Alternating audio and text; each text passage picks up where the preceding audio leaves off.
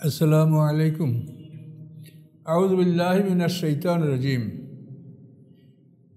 ইয়া আইয়ুহাল্লাযীনা আমানু শাহাদাতু বাইনিকুম ইযা হাদারা আহাদাকুমুল মাউতু হিনাল ওসিয়াতি ইসনানি যাওয়া আদলিম মিনকুম আও আখারানা মিন গায়রিকুম ইন আনতুম ওয়ারাবতুম ফিল আরদি ফাসাবাতুম মুসিবাতুল মাউত।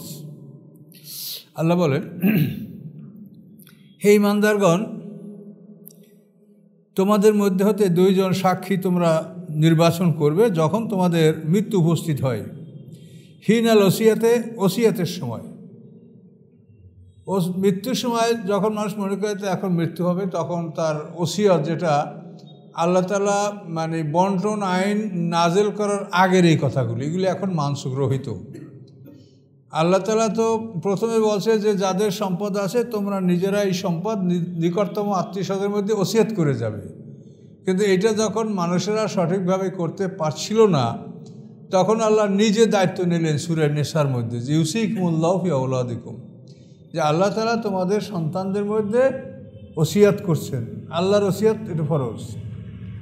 তো এই ঘটনাগুলিও এগুলো রহিত মানসুখ, এগুলি ওসিয়তের আয়াত নাজেল হওয়ার আগে, মানে আল্লাহ তাআলা ওসিয়ত মানে যে সম্পত্তি বন্টনে যে আয়াত নাজেল করেছেন তার আগের এই সমস্ত ঘটনা।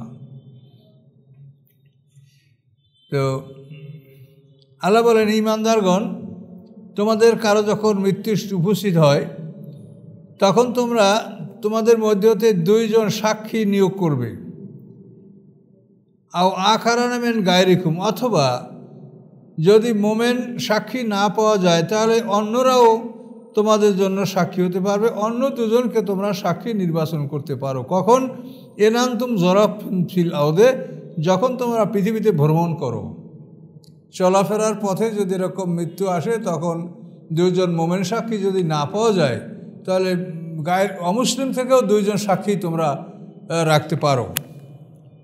ফাসাবাতকুম মুসিবাতুল মাউত, এবং এই চলার পথে তোমাদের উপরে যদি মৃত্যুর মুসিবত উপস্থিত হয় তাহলে কি করবে? তোমরা সঠিক সাক্ষী আদায় করার জন্য তাহবিসুনহুম মিন বাদিস সালাত, তাদেরকে নামাজের পরে তোমরা মসজিদে আবদ্ধ রাখবে। ফায়ুকসিমানি বিল্লাহ, তারা আল্লাহর নামে কসম করে বলবে। এরপর এনের তাবতুম, যদি তোমরা তাদের সাক্ষীতে সন্দেহ করো তো তোমরা বলবে লা নাশতারি বিহি সামানান কালিলা, যে আমরা কোনো স্বার্থ বা কোনো নিকৃষ্ট মূল্যে আমরা কোনো মিথ্যা সাক্ষী দেব না, এবং অলৌকানা দা করবা, এবং যদিও তারা আমাদের নিকটতম হয় সাক্ষীর ব্যাপারে আমরা কোনো রকম সীমা লঙ্ঘন করব না। ওয়ালা নাকতুমু শাহাদাত আল্লাহ, এবং আল্লাহর সাক্ষী আমরা গোপন করব না। ইন্না ইযাল্লা মিনাল আসিমিন, নিশ্চয়ই তাহলে আমরা পাপীদের অন্তর্ভুক্ত হব। নামাজের পাবে এইভাবে তাদের থেকে দৃঢ় শপথ নিয়ে তারপর সাক্ষীগুলো নেবে। ফাইন ওসেরা আলা আন্নাহুমাস্তাহাক্কা ইসমান, এরপর যদি তোমরা অনুমান করতে পারো বা বুঝতে পারো যে তারা পাপের অধিকারী হয়েছে, তারা পাপে লিপ্ত হয়েছে, তাহলে আখারান ইয়াকুমানে মাকামুহুমা, তাহলে অন্য দুজন সাক্ষী তাদের পরিবর্তে অন্য সাক্ষী তোমরা দাঁড় করাতে পারবে। মিনাল্লাযিনা হাক্কা আলাইহিমুল আওলায়ান, ও প্রথম দুইজনের সাথে যারা নিকটতম, এরকম দুইজন সাক্ষী তাদের পরিবর্তে তোমরা নূতন সাক্ষী তোমরা নিতে পারবে। ফায়ুকসিমানি বিল্লাহে, সেই নূতন সাক্ষীরা আল্লাহর নামে শপথ করে বলবে লা শাহাদাতুনা আহাক্কু মিন শাহাদাতিহিমা, আমাদের সাক্ষী তাদের সাক্ষীর তুলনায় অধিক সত্য। আমা ইতাদাইনা, এবং আমরা সীমা লঙ্ঘন করি নাই। ইন্নাযাল্লা মিনাজ জালিমিন, সীমা লঙ্ঘন করলে আমরা জালেমদের অন্তর্ভুক্ত হব। যালিকা আদনা আইয়াতু বিশ-শাহাদাতি আলা ওয়াজহি, আল্লাহ বলেন এটাই হলো নিকটতম একটা পন্থা, যাতে মানুষ সঠিকভাবে সাক্ষী দান করে। বিশ-শাহাদাতি আলা ওয়াজহিহা, সে নিজে সঠিকভাবে সাক্ষী দান করে। এই সঠিক সাক্ষী দান করে এটা হলো একটা পদ্ধতি। আও ইয়াখাফু আন তুরাদ্দা আইমানুম বা'দা আইমানিহিম, অথবা তারা ভয় করবে যে আমাদের কসমের পরে এই কসম আল্লাহ পাল্টাইয়া অন্যভাবে কসম নিতে পারেন। আত্তাকুল্লাহ ওয়াসমাউ, তোমরা আল্লাহকে ভয় করো, শোনো। আল্লাহু লা ইয়াহদিল কওমাল ফাসিকিন, আল্লাহ ফাসেক সম্প্রদায়কে হেদায়েত দান করেন না। বিষয়টা একটু জটিল। এই বিষয়টা শাহ-নজরুলটা শোনেন।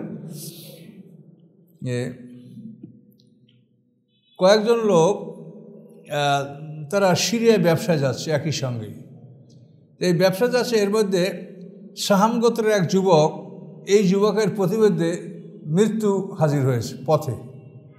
যখন এই যুবক দেখলো যে আমি আর বাঁচব না, তখন সে তার মালামালের একটা তালিকা করে মালামালের মধ্যেই তালিকাটা লুকিয়ে রেখেছে, এবং সেখানে তমিমে দারি এবং তার একজন সাথী আদি, এই দুইজন সেখানে তারা ছিল।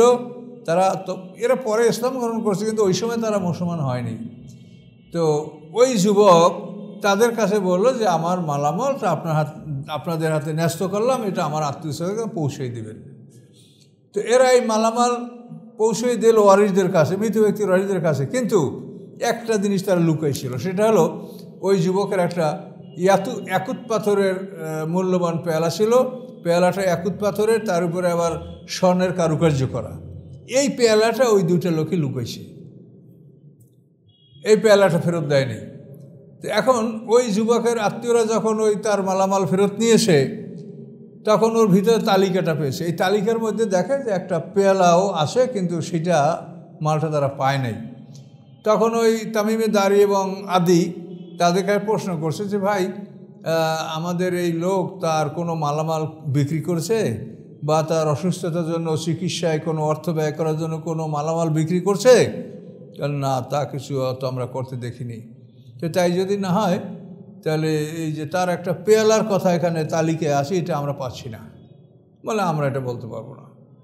পরে এই লোকেরা এই পেয়ালাটা মক্কায় বিক্রি করেছিল, খুব মূল্যবান। সেই সময় অনেক কোনো তাফসীর কাউরা বলেন যে 1000 দিরহামে এই পেয়ালাটা বিক্রি করে আর দুইজনের টাকাটা ভাগ করে নিয়ে গেছিল। তো এই পেয়ালাটা আবার এরা পরে মক্কাতে যখন এই পেয়ালাটা এরা উদ্ধার করছে, তখন বলে এটা আমরা কিনেছি কার কাছ থেকে? অমুক অমুকের কাছ থেকে। তো এই ঘটনা ঘটার পরে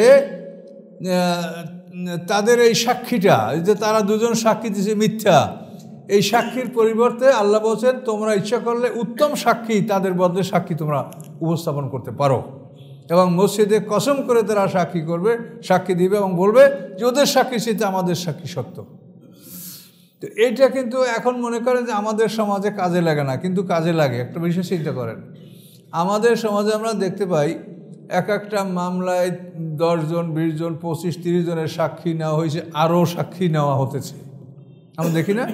এবং এর ফলে কিন্তু বিচার খুব বিলম্বিত হয়। আর আল্লাহ বলছেন সাক্ষী 2 জনের বেশি না। শুধুমাত্র জেনার বিচারে 4 জন সাক্ষী শরীয়তে নির্ধারণ করা হয়েছে। জেনার বিচার দেখা সাক্ষী লাগবে 4 জন, এছাড়া কোনো ক্ষেত্রে 2 জনের বেশি সাক্ষী লাগবে না। এখন এই 2 জন সাক্ষী যদি মনে করেন যে যারা সাক্ষী দিছে যারা সত্য সাক্ষী দেয় নাই, তা আপনি সেই 2 জন সাক্ষীর পরিবর্তে অন্য 2 জন সাক্ষী আপনি উপস্থাপন করতে পারবেন। কোরআনে এইটা আপনি জানতে পারলেন যে সাক্ষী 2-এর বেশি দরকার নাই, কিন্তু সাক্ষীর ব্যাপারে যদি সন্দেহ থাকে তো সেখানে সাক্ষীর পরিবর্তে আপনি সাক্ষী পাল্টাতে পারবেন। তাহলে এটা কিন্তু একটা আমাদের কাছে একটা বিরাট জ্ঞানের বিষয়, বা এটা মানে ইসলামী আদালত যদি হয় তখন এই সমস্ত বিষয়গুলি কাজে আসবে। কিন্তু এখন তো খ্রিস্টানদের আইনে আমাদের ফৌজদারি আদালতের তো ওদের 1860 সনে ভারতের কাজীপদ, এই পাক ভারত উপমহাদেশে যে কাজীপদ ছিল, কাজীরা কোরআনের আইন যারা বিচার করতো, এটাকে বিলুপ্ত করে 1860 সনে খ্রিস্টানরা যখন ওরা সারা ভারতবর্ষ দখল করলো, তখন ওরা এখানে ফৌজদারি আদালত আইন প্রবর্তন করেছে, এবং ওদের আইনে এখন সারা এই পৃথিবীটা ওদের আইনেই এখন বিচার ব্যবস্থাটা চলছে। তো এখানে আল্লাহ তাআলা আমাদেরকে যে বিষয়টা দিলেন, দেখেন ইসলাম যে একটা শান্তির ধর্ম, এবং এটা যে খুব সুন্দর। ইসলামী আদালতে বিচারক হবে মসজিদের ইমাম সাহেব, এবং প্রত্যেক মসজিদের ইমামের যে একটা মানে মসজিদের যে একটা জুরিসডিকশন বা তার যে একটা যে এরিয়া, যে এই মসজিদে এই পর্যন্ত লোকের নামাজ পড়বে। তো এই এরিয়ার মধ্যে কোনো ভালো মন্দ হলে বিচারক হলেন ইমাম, তিনি কাজী, তিনি বিচার করবেন, সাক্ষী হলো মুসল্লিরা। তাহলে এভাবে যদি বিচার হয় তো সেই বিচার কি বিলম্বিত হওয়ার কোনো কারণ আছে? বিচার বিলম্বিত হবে না, এবং সেই বিচারে সত্যকে উদ্ঘাটন করার ব্যাপারে কোনো সন্দেহ থাকবে? আপনারা মসজিদের আপনাদের এরিয়ায় ঘটনা ঘটছে, আপনারা সঠিক সময় বলতেই পারবেন। তাহলে দেখেন ইসলাম যে বিষয়টা কত সুন্দর সহজ করে রেখেছে, কিন্তু খ্রিস্টানরা এটাকে এমন জটিল করেছে, বিচারক জানে না, যে বাদীকে, আসামিকে, সাক্ষীকে, বিচারক কাউকে চেনে না, জানে না, শোনে না। এই জন্য মানে উকিল সাহেবরা, এটা তো বিচার না, এটা হলো আজকাল হলো এটা ব্যবসা। আইনজীবী বিচার ব্যবস্থা এটা একটা ব্যবসা, এটা তো আর বিচার আজকে বলা হয় না, এটা বলা হয় এটা একটা প্রফেশন, ব্যবসা। এটা বিচার না, এটা আপনারাই দেখেন সমাজে এটাকে ব্যবসা বলা হয়, এটা বিচার বলা হয় না। তাহলে এই যে আমরা পৃথিবীতে যে কষ্ট পাচ্ছি, আল্লাহর কোরআন আমাদের মধ্যে থাকা সত্ত্বেও আমরা যে কষ্টটা পাচ্ছি, এটার জন্য কে দায়ী, কারা দায়ী? তো এই জন্য আমরা এক নম্বরে মুসলমানরাই দায়ী হব। তার কারণ ইসলামের এই সমাজ ব্যবস্থাটাকে, আইনগুলোকে, এগুলো মুসলমানরাই ধ্বংস করছে, এগুলো অন্যরা করেনি, মুসলমানরাই ধ্বংস করছে। কিন্তু অন্যদের ইন্ধন আছে, তারা গোপনে ষড়যন্ত্র করছে, কিন্তু সামনে আসেনি। সিরাজউদ্দৌলাকে কি ব্রিটিশরা মারিছে?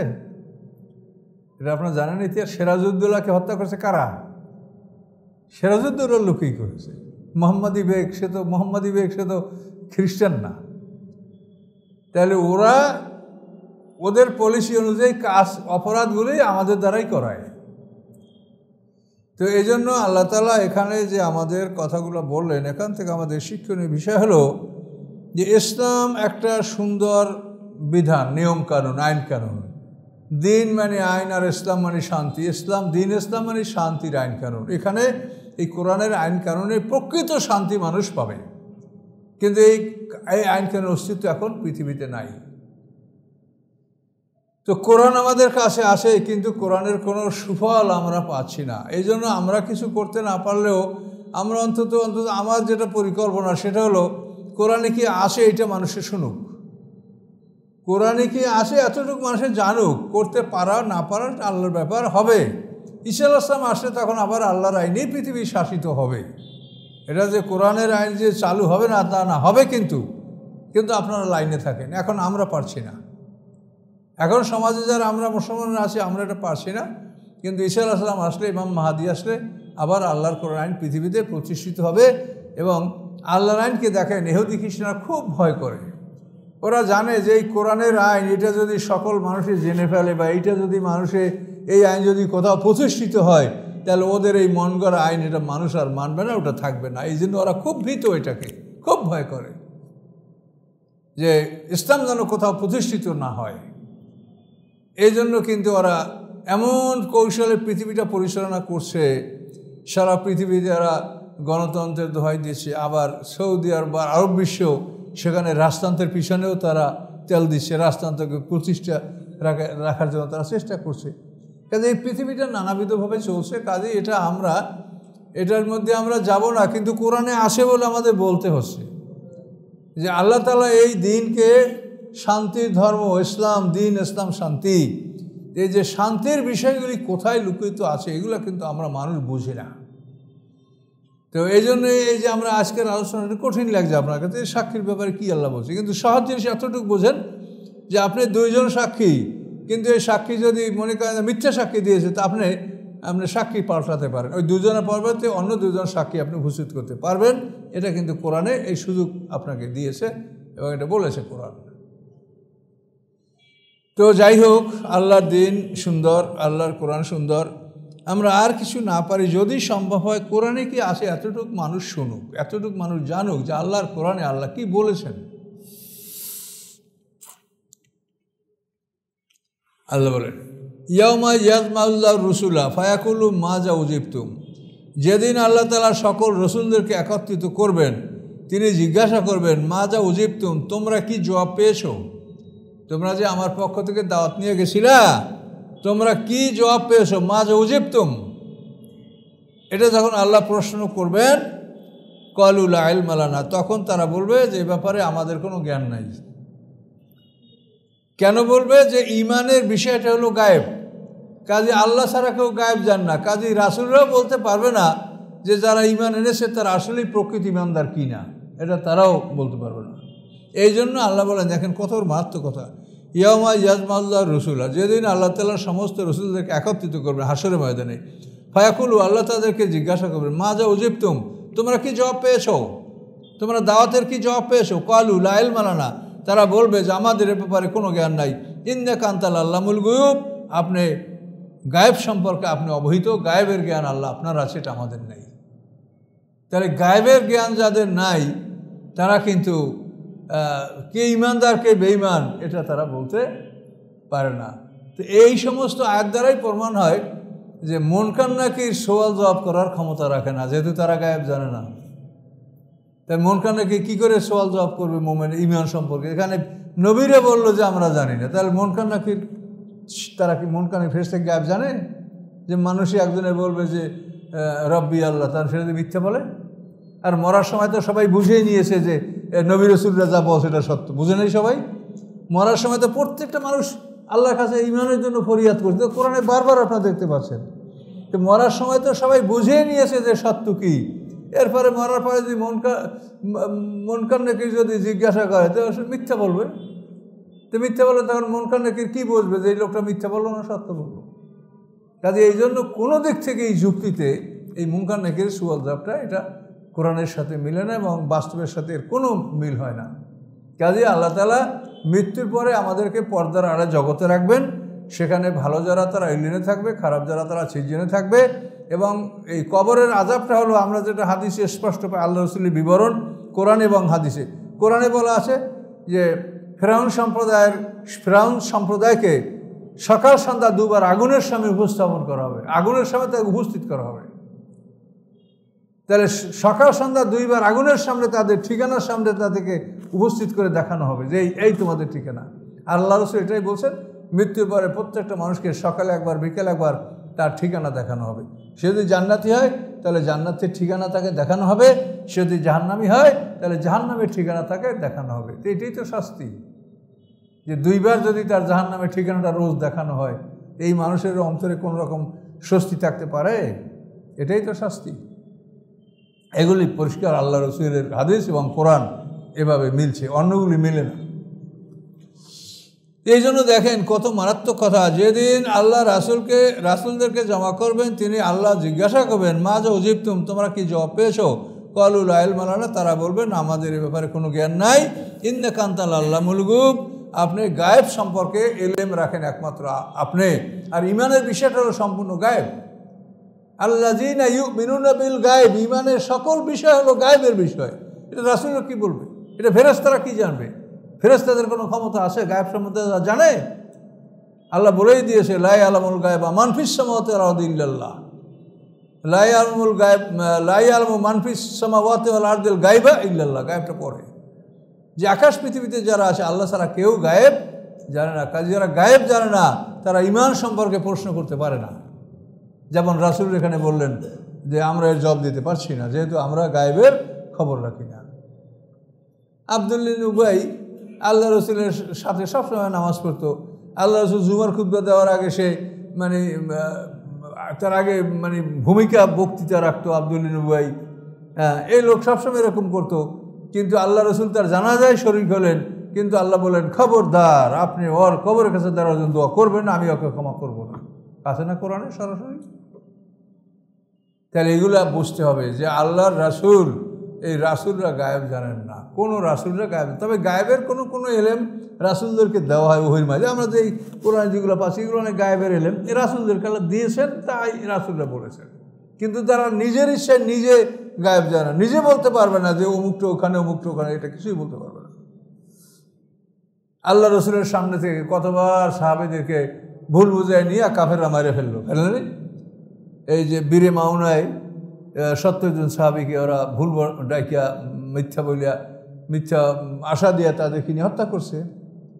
তারপরে এই যে শাহাদাতে খোবাব রাদিয়াল্লাহু তাআলাকে যে ওরা শহীদ করছে, সেখানে ওরা 10 জন সাহাবীকে ভুল বুঝিয়ে মদিনা থেকে নিয়ে ওসমান নামে জায়গায়, সে আদলু আল কারা নামে জায়গায় আল্লাহ রাসূলের সামনে থেকে তাদেরকে নিয়ে হত্যা করেছে। তা আল্লাহ রাসূল যদি গায়েব জানতো তা আল্লাহ রাসূলের সামনে থেকে এরকম ওরা ভুল বুঝিয়া সাহাবীদের নিতে পারতো? এগুলো আমার ইউটিউবে দেখেন, শাহাদাতে খোবাব, এটা বদর উহুদ যুদ্ধের পরপর যে আলোচনাগুলো আছে আমার, সেই আলোচনা এখানে খুঁজে পাবেন যে হযরত খোবাব রাদিয়াল্লাহু শাহাদাতের সময় 10 জন মানুষ কীভাবে তারা রাসূলের সামনে থেকে ভুল বুঝে নিয়ে তারা হত্যা করলো। আবার বীরে মাউন, এটা উহুদের পরে, উহুদের 4 মাস পরে 70 জন মুসলমান আল্লাহ রসুলের সামনে থেকে ওরা নিয়ে 70 জন মুসলমান ওরা হত্যা করলো। একজন ফিরে আসছিল, তার নাম আমর বিন উমাইয়া জমিরি। 69 জন তারা হত্যা করছে রাসুলের সামনে থেকে, ভুল বুঝে এই লোকগুলো নিয়ে গেছে। তা রাসুল কি গায়েব জানে? রাসুল গায়েব জানে না। কোনো নবী রসুল, কোনো মানুষ আল্লাহ ছাড়া, লা ইয়ালামু মান ফিস সামাওয়াতি ওয়াল আরদি গায়ব ইল্লাল্লাহ, আকাশ পৃথিবীতে যারা আছে আল্লাহ ছাড়া কেউ গায়েব জানে না। অথচ আমাদের এই অনেক দেখছি আমাদের সামনে পীরপন্থী আলেমরা ওয়াজ করে, পীরদের কাছে এই দুনিয়া, অলি আল্লাহকে দুনিয়াটা মনে করেন একটা প্লেটে থালার মধ্যে যেমন খাবার আছে, কি আছে তরকারি, যেরকম দেখতে পাওয়া যায়, অলি আল্লাহরা পৃথিবীটা ওইরকম দেখতে পায়। সকলে নাউজুবিল্লাহ নাউজুবিল্লাহ, এটা শিরক। ওরা কিছুই জানে না। রাসূলরা জান্নাত, অলি আল্লাহকে যারা মিথ্যা প্রচার করে, যারা শিরক করে, শিরকের অ্যাডভার্টাইজ যারা করে, তারই অলি আল্লাহ? এ তো বেঈমান। কাজে আমাদের সমাজের লোক বোকা, যার জন্য আমাদের সমাজের লোকে এদেরকে অলি আল্লাহ বলে। এরা প্রতারক। কাজে আপনারা সতর্ক থাকেন। বেহেশতে যাবে খুব কম লোক। কোরআনে কি আছে সেগুলো বোঝেন। আমি যদি নিজের কথা বলি শুনবেন না, আর যদি কোরআন থেকে বলি তা আপনাদের শোনা ওয়াজিব, ফরজ।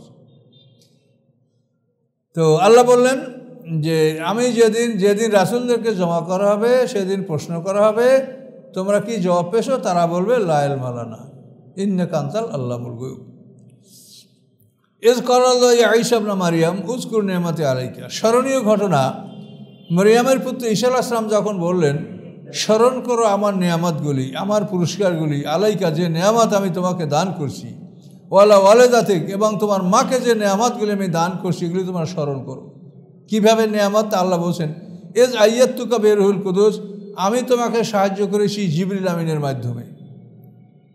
জিবরিল আমিনের মাধ্যমে ঈসা আলাইহিস সালামকে সাহায্য করা হয়েছে। ইহুদিরা তাকে হত্যা করবে, জিবরিল আমিন তাকে সাহায্য করেছে, হত্যা করতে তারা পারে নাই। আর কি তুকাল্লিমুন নাসা ফিল মাহাদি ওয়া কাহলা, তুমি মানুষের সাথে কথা বলেছো ফিল মাহাদে, মাহাদে মানে দোলনায়, মানে ছোট বয়সে, একেবারে অল্প বয়স। 40 দিন পরে, জন্মের 40 দিন পরে যখন মরিয়াম তাকে নিয়ে লোকালয়ে চলে আসেন, তখন মরিয়ামকে যখন মানুষরা ভৎসনা করতেছিল, তখন ঈসা আলাইহিস সালাম মায়ের দুধ পান করতেছিলেন। এই দুধ ছেড়ে দিয়েই উনি কথা বলতে শুরু করলেন, ইন্নী আব্দুল্লাহ আতানিয়াল কিতাব ওয়া জাআলানি নবিয়্যা। সবে অবাক হয়ে গেল। উনি ওখানেই মায়ের কোল থেকে মায়ের দুধ ছেড়ে দিয়ে বলল, ইন্নী আব্দুল্লাহ, আমি আল্লাহর বান্দা, আতানিয়াল কিতাব, আমাকে আল্লাহ কিতাব দিয়েছেন, ওয়া জাআলানি নবিয়্যা, আমাকে আল্লাহ নবী বানিয়েছেন। এই মাহাদ। আর কুহুল হলো মাহাদা ওয়া কাহলা, পরিণত বয়স। তো পরিণত বয়স হলো 40 থেকে 50। বয়সটা তাফসীর কাকরা যেভাবে ভাগ করছেন, জন্ম থেকে 11 বছর শিশুকাল, 11 থেকে 15 বছর পর্যন্ত কৈশোর, অ্যাডোলসেন্সি। তো 15 থেকে 18 বছর হলো যুবক হওয়ার সময়, এই সময় সবাই যুবক হবে, বালেগ হওয়ার কাল। 18 থেকে 40 বছর হলো আশুদ্ধা, যেটা কোরআনে আশুদ্ধা, শক্তিশালী বয়স। 40 থেকে 50 পরিণত বয়স, 50-এর উপরে যা বাঁচবেন এটা হলো বার্ধক্য, ইন্ডোটেজ। এভাবে জীবনের সময়টাকে ভাগ করছে। এখন ঈসা আলাইহিস সালাম 33 বছর বয়সে আকাশে উঠে গেছেন, তাহলে পরিণত বয়সে তিনি পৃথিবীতে ছিলেন না। আল্লাহ বলছেন যে তুমি মাতৃক্রোড়ে দোলনায় কথা বলেছো, পরিণত বয়সেও কথা বলবে। সাহাবীরা বলছেন যে এই আয়াত প্রমাণ করে যে ঈসা আলাইহিস সালাম আকাশ থেকে আসবেন, পরিণত বয়সে উপনীত হবেন, তারপরে এই পরিণত বয়সে তার কথা মানুষ শুনবে। এইটা এখানে এই আয়াত দ্বারা প্রমাণিত। ঈসা আলাইহিস সালাম আকাশ থেকে নামবেন। এটার পরে আমার এই সূরার তাফসীরে দেখবেন আমি অনেক যুক্তি প্রমাণ দিয়ে আমি ঈসা আলাইহিস সালামের আগমনের কথা এগুলো আমার বলা আছে তাফসীরে। আর এখন আমি আপনাদেরকে হালকাভাবে এগুলো বলে যাচ্ছি যে সরাসরি আল্লাহ বলছেন যে তুমি মানুষের সাথে কথা বলেছো মাতৃক্রোড়ে, দোলনায়, অকালা, এবং তুমি পরিণত বয়সে কথা বলবে। এখন এই পরিণত বয়স তো তিনি পান নাই, তিনি 33 বছর বয়সে আকাশে চলে গেছেন। তাহলে পরিণত বয়সে কি উপনীত হয়েছেন? তো উনি আকাশে নামবেন, পৃথিবীতে আসবেন, উনি বিয়ে করবেন, 40 বছর পৃথিবীতে থাকবেন, তখন তিনি পরিণত বয়সে কথা বলবেন। কাজে ঈসা আলাইহিস সালামের পৃথিবীতে আগমন এটা আল্লাহর কোরআন দ্বারা প্রমাণিত। ওয়াজ আল্লামতুকাল কিতাবা, এবং আমি আপনাকে কেতাব শিক্ষা দিয়েছি, আল হিকমাতা, এবং কেতাবের আমল শিক্ষা দিয়েছি। এই কোরআন যদি আমাকে দিয়ে দিত, আল্লাহর আমল না শিখে তো আমরা আমল করতে পারতাম? তো কোরআন আল্লাহ দিয়েছেন আর আমল শিখিয়েছেন, এই আমলটা আমরা রাসূলের মাধ্যমে পেয়েছি। কথা বলতে পারছেন? কোরআনের আমলটা আমরা রাসূল সাল্লাল্লাহু আলাইহি ওয়াসাল্লামের মাধ্যমে এর আমলটা আমরা পেয়েছি। এটা হলো হিকমতুল আমল। ও তাওরাত আল ইনজিল, আল্লাহ বলেন তোমাকে আমি তাওরাত ইনজিল দুটো আসমানি কিতাবের জ্ঞান আল্লাহ ঈসা আলাইহিস সালামকে দিয়েছিলেন। তাওরাত যদিও মুসা আলাইহিস সালামের কিতাব, কিন্তু ঈসা আলাইহিস সালামকে তাওরাত ইনজিল দুটো কিতাবের জ্ঞান আল্লাহ দান করেছেন। আর কি কি নিয়ামত দিয়েছেন? ইস্তাখলুকু মিনাত তিনে, যখন তুমি মাটি হতে সৃষ্টি করতে হাইয়াতে তেরে, পাখির একটা আকৃতি, এই যে চামচিকা চামগুদার, এই চামচিকা পাখির মতো একটা পাখি ঈসা আলাইহিস সালাম বানাতেন বেইজনি, আল্লাহ বলেন আমার হুকুমে তুমি এটা বানাতে। ফাতান ফুকু ফিয়া, তুমি তার মধ্যে ফুঁক দিতে, ফাতাকুনু তাইরাম বেইজনিল্লাহ, আল্লাহর হুকুমে সেটা জানতো, পাখি হয়ে উড়ে যেত। ঈসা আলাইহিস সালামের এটা ছিল মুজিজা, কিন্তু এটা বাঁচত না, উড়ে যেয়ে পরে মরে যেত। এটা বেঁচে থাকলে আল্লাহর সৃষ্টি এবং ঈসা আলাইহিস সালামের মুজিজা মিলে যাবে, এই জন্য এই পাখিগুলো বাঁচত না, কিন্তু তারপর উড়ে যেত, জানতো যে উড়ে যেত, কিন্তু বাঁচত না, চোখের দৃষ্টি পর্যন্ত উড়ে যেত, তারপর পরে মরে যেত। অতুবরুল আকমাহা, এবং তুমি ভালো করতে জন্মান্ধকে, জন্মান্ধ মানে জন্ম থেকে যারা অন্ধ তাদেরকে ঈসা আলাইহিস সালাম চোখে হাত বুলে তারা চক্ষু লাভ করত। তুমি জন্মান্ধকে চক্ষু দান করার ক্ষমতা তোমার ছিল। আকমাহা মানে জন্মান্ধ। আবরাসা হলো কুষ্ঠরোগ, কুষ্ঠরোগে তুমি রোগমুক্ত করতে পারতে, কুষ্ঠরোগীকে হাত বুলালে কুষ্ঠরোগী ভালো হয়ে যাবে বেইজনি আল্লাহ আমার আদেশে এগুলি তুমি করতে পারতে। এগুলো ঈসা আলাইহিস সালামের মানে মুজিজা, অলৌকিক ঘটনা, ঈসা আলাইহিস সালামকে আল্লাহ এগুলো দিয়েছিলেন। ওয়াইস্তুখরিজুল মাউতা বেইজনি, এবং যখন তুমি মৃতকে কবর থেকে বের করতে আমার আদেশে। ঈসা আলাইহিস সালাম 4 জন মৃত ব্যক্তিকে জিন্দা করে দেখিয়েছেন। 4 জন, একজন না, 4 জন। একজন হলো ইবনুল রাশের, একজন আশের মানে জাকাত উসুলকারী ছেলে, তারপরে বেন্তুল আজুজ এক বৃদ্ধের সন্তান, এবং ঈসা আলাইহিস সালামের এক বন্ধু ছিল আজের, এই বন্ধু মারা যাওয়ার পর ইসলাম তাকে জীবিত করেছিলেন, এবং এদের জীবিত করার পরে তারা দীর্ঘকাল পৃথিবীতে বসবাস করেছে, তারপর মারা গেছে। আর 4র্থ নাম্বার তিনি জীবিত করেছিলেন নূহ আলাইহিস সালামের পুত্র শাম ইবনে নূহকে। অনেক পুরাতন কবর, সেখানে ওরা বলছে যে তুমি তো এই কেবল মরেছে তাদেরকে জীবিত করতে পারো, অনেক আগে যারা মরেছে তাদেরকে তুমি জীবিত করতে পারো কিনা? তখন উনি বলেন যে আল্লাহর হুকুমে আমি তা পারি। তখন নূহ আলাইহিস সালামের পুত্র শাম, বহু আগের, তো এই শামের কবরের কাছে উনি বলছিলেন কুম বেইজনিল্লাহ, তখন এই শাম কবর থেকে বেরিয়ে আসছিলেন। আল্লাহ এই কথা বলেন যে তুমি আমার আদেশে মৃতকে কবর থেকে তুমি জীবিত করতে পারতে, মৃতকে তুমি জিন্দা করতে পারতে।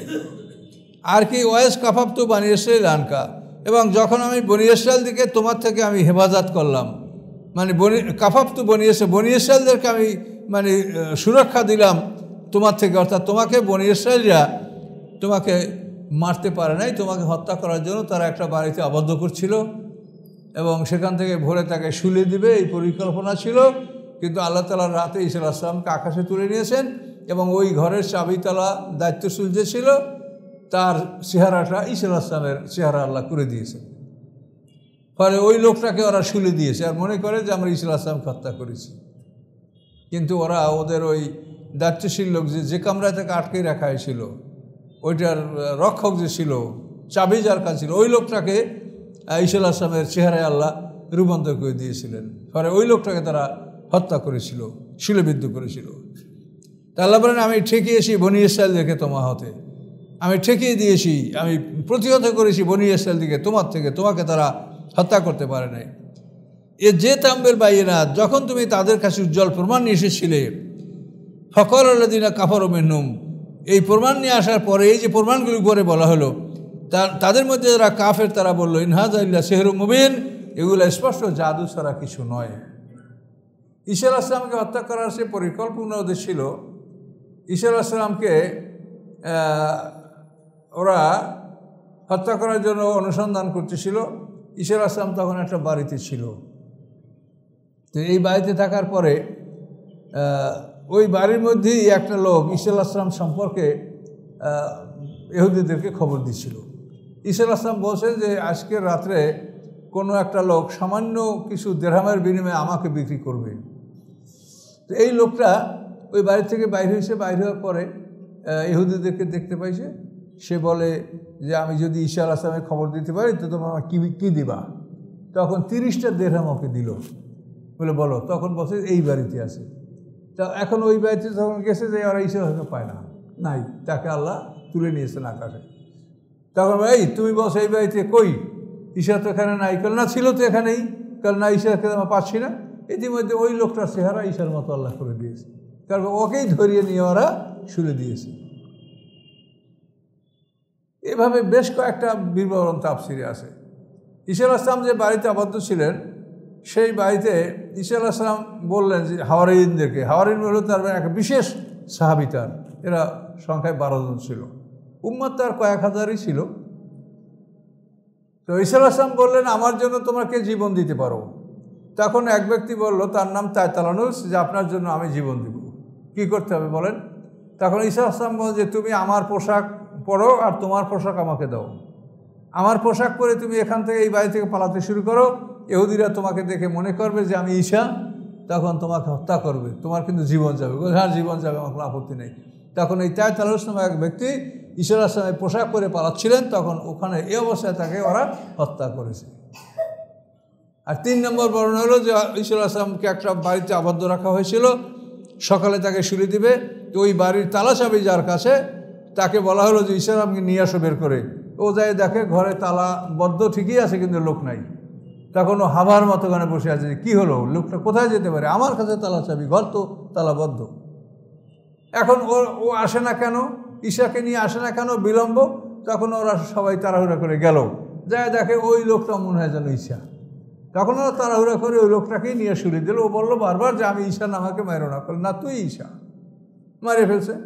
এরপরে যখন ওদের লোকজনের হিসাব কিতাব, সকালবেলায় সন্ধ্যাবেলায় যদি সব বাড়িতে মানুষ না যায়, তখন এই অমুক কই, তো সন্ধ্যাবেলায় একটা লোকের অভাব। তখন ওরা অবাক হয়ে গেল যে লোকটা কোথায় গেল, কি হলো? তাহলে ওই লোকটা বলছিল আমি ঈশা না, তাহলে ওই লোকটা কি আমাদের লোক?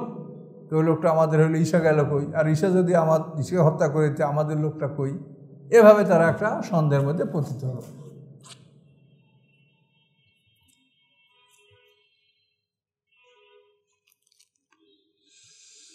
তো আল্লাহ তাআলা বলেন এভাবে আমি তোমার উপরে নিয়ামতগুলি দান করেছি।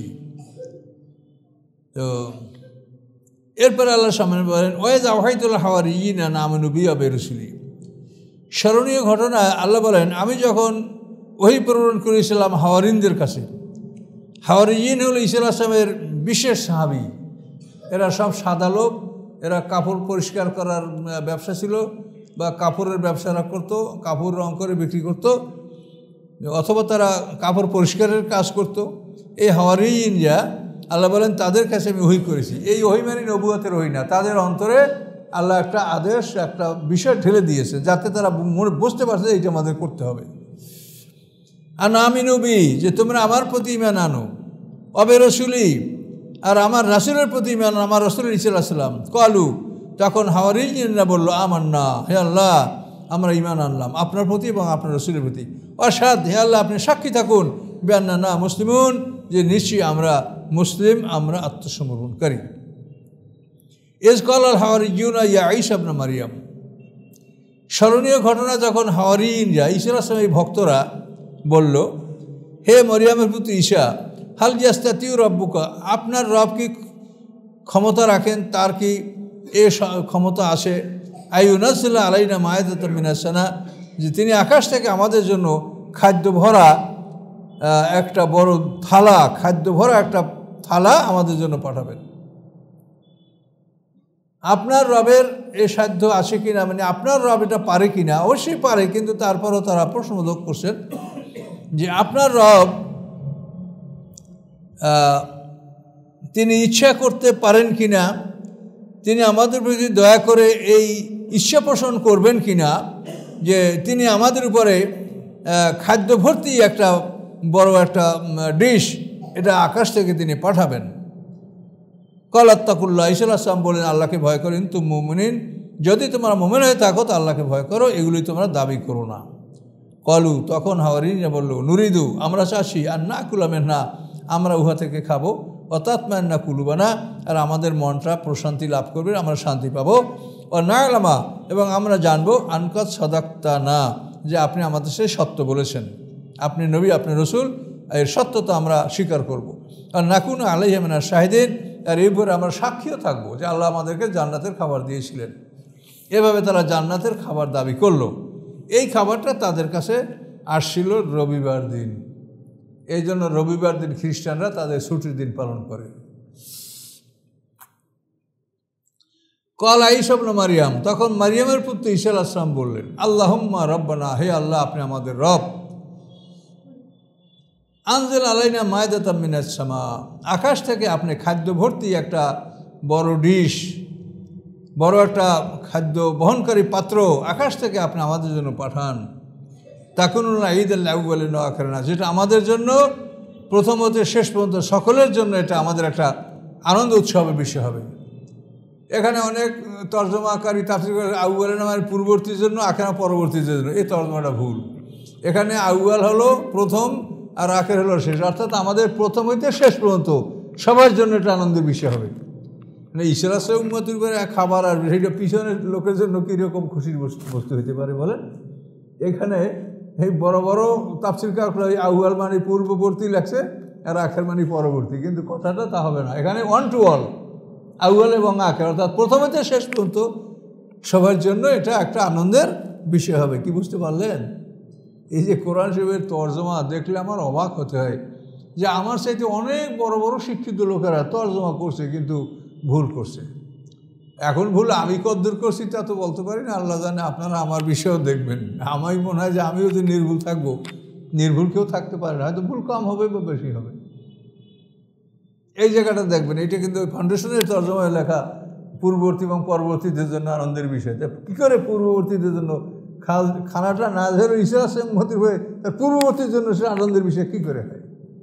এই জন্য আউয়ালে না ও আখের অর্থ, আউয়াল মানে প্রথম আর আখের মানে শেষ, আমাদের প্রথম হইতে শেষ পর্যন্ত সকলের জন্য এটা একটা আনন্দের বিষয় হবে। কি বুঝতে পারছেন? তাকুনুনা ঈদাল আউয়ালিন ওয়া আখিরিন ওয়া আতাম মিনকা, এবং আপনার পক্ষে একটা নিদর্শন, অরযুকনা, আপনি আমাদেরকে খাদ্য দান করুন, আনতা খায়রুর রাযিকিন, আপনি উত্তম খাদ্য দানকারী। এভাবেই ঈসা আলাইহিস সালাম আল্লাহর কাছে দোয়া করলেন, এবং দোয়া করার ফলে তাদের কাছে এই খাদ্যটা আসছিল রবিবার দিন। ক্বালাল্লাহু ইন্নী মুনাজ্জিলুন আলাইকুম, আল্লাহ বলেন নিশ্চয়ই আমি এটা তোমাদের উপর নাজিল করবো, আকাশ থেকে খাদ্য ভরা ডিশ, খাদ্য বহনকারী পাত্র আমি তোমাকে পাঠাবো। কিন্তু মনে রাখো, ফামান ইয়াকফুরু বা'দু মিনকুম, এরপরে যদি তোমাদের কেউ এটার সাথে কুফরি করে, ফাইন্নী ওয়াযিবু আযাবান, তাহলে আমি তাকে এমন শাস্তি দিব, লা ওয়াযিবু আহাদাম মিনাল আলামিন, যেরকম শাস্তি আমি পৃথিবীর কোনো সৃষ্টিকে দেইনি, এরকম শাস্তি কিন্তু আমি দেব। এই খাদ্যের সাথে বেয়াদবি করার পরে আল্লাহ তাআলা তাদেরকে শুকরে পরিণত করেছিলেন। এ কেমন মনে করেন? এই খাদ্য 40 দিন পর্যন্ত সবাই খেয়েছে। খাওয়ার পরে আবার এই খাদ্য আপন ইচ্ছা আল্লাহর পক্ষ থেকে ওরা খেয়ে যতখানি শেষ করেছে, আবার খাদ্য পূরণ হয়ে গেছে, পরের দিন আবার খেয়েছে।